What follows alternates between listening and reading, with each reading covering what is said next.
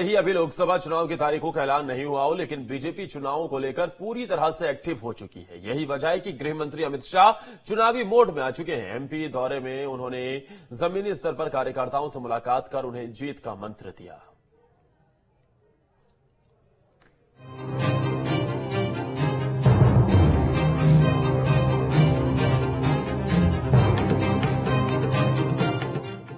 देश की सबसे ताकतवर पार्टी होने का तमगा इस समय भले ही बीजेपी के पास है, लेकिन पार्टी के रणनीतिकार लोकसभा चुनाव को हल्के में लेने की गलती नहीं कर रहे।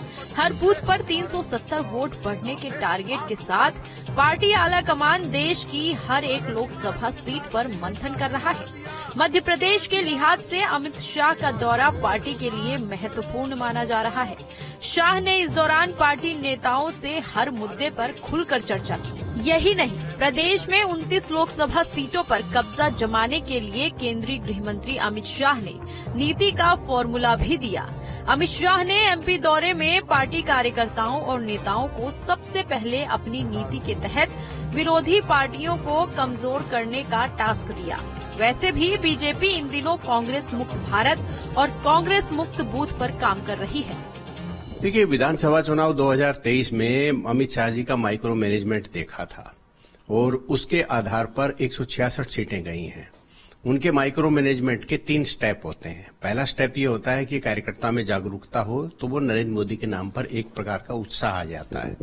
दूसरा उनका ये है कि आपके पास डाटाज होना चाहिए कि किस क्षेत्र में क्या पैटर्न्स हैं, क्या मानसिकता है लोगों की और हम उस मानसिकता को कैसे भेद सकते हैं इसके लिए। और फिर तीसरा उनका जो रहता है कि अथक परिश्रम यानी पराकाष्ठा। ये 3 चीजें उनके मिशन का हिस्सा रहती हैं जो मैंने अभी तक अनुभव किया है। उनका माइंड सेट जो है वो बिल्कुल क्लियर है और वो लोगों को अपने हिसाब से मोबिलाइज करके और लक्ष्य की प्राप्ति कर लेते हैं। इसलिए ये माइक्रो मैनेजमेंट का जो फंडा है ये बहुत बेनिफिट देगा।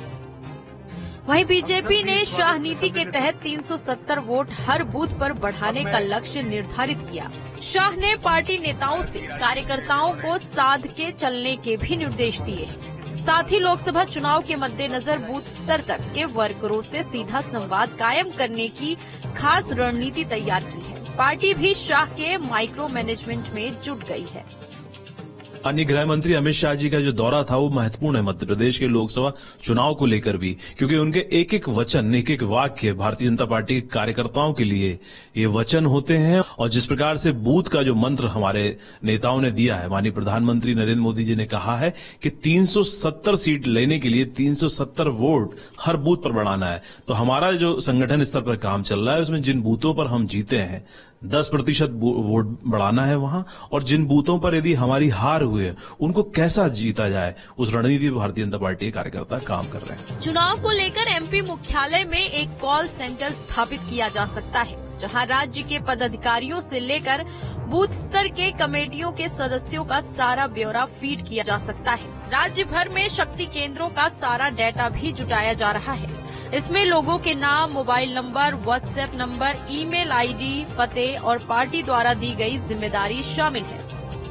जहां एक तरफ बीजेपी चुनाव की तैयारियों को लेकर पूरी तरह जुटी हुई है, तो वहीं दूसरी तरफ बूथ मुक्त कांग्रेस नीति पर विपक्ष चुटकी लेते हुए दिखाई दे रहा है। देखो, सपने देखने से तो कोई रोक नहीं सकता, और अगर वो ये बात कर रहे हैं तो वो अपनी बात का ही खंडन कर रहे हैं कि उन्हें अपने कार्यकर्ताओं पे, अपनी पार्टी पे भरोसा नहीं है, इसलिए कांग्रेस के लोगों की जरूरत पड़ रही है। वो पिछले दिनों आपने देखा कि कांग्रेस के लोगों को लेके उन्होंने जिस तरह से राज्यसभा में भेजा है, तो स्पष्ट है कि उनके पास कोई जमा पूंजी नहीं है, उनको भरोसा नहीं है अपने को, इसलिए कांग्रेस के लोगों पे नजर है।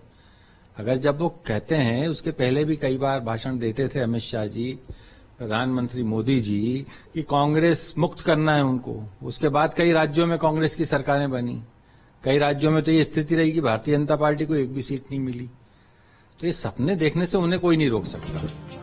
बीते विधानसभा चुनाव के दौरान अमित शाह की नीति पर चलकर बीजेपी ने मध्य प्रदेश में प्रचंड बहुमत हासिल किया था। सरकार के खिलाफ नाराजगी, महंगाई, अपराध जैसे विपक्ष के मुद्दे इस नीति के सामने धराशायी हो गए थे। एक बार फिर अब लोकसभा चुनाव के पहले अमित शाह की नजर प्रदेश की 29 लोकसभा सीटों पर आ अटकी है। ऐसे में ये देखना काफी दिलचस्प होगा कि शाह की नीति एमपी में लोकसभा चुनाव के दौरान क्या गुल खिलाती है। कांग्रेस मुक्त भारत नारे के साथ बीजेपी चुनावी मैदान में कूद गई है। मध्य प्रदेश में शाह के दौरे के दौरान अमित शाह ने प्रदेश के नेताओं को शाह नीति का फार्मूला दिया।